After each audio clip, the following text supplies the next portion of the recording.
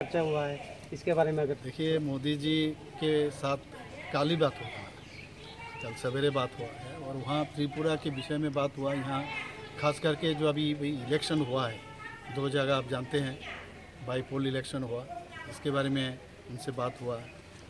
ये जीत जो हासिल हुई है इनके लिए उन्होंने बधाई दी है और त्रिपुरा के डेवलपमेंट के लिए बात हुआ। इन्वेस्टर्स बाहर से आ रहे हैं, तो त्रिपुरा में अभी इस तरह माहौल बना हुआ है, बाहर से आना चाहते हैं बहुत लोग, इस मामले में उनको कहा।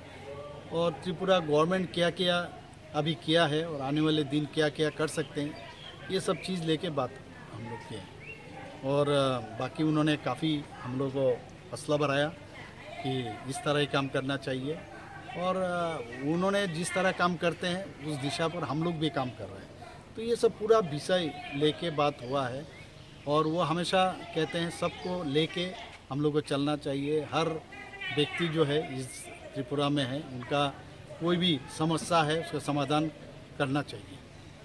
Thank you.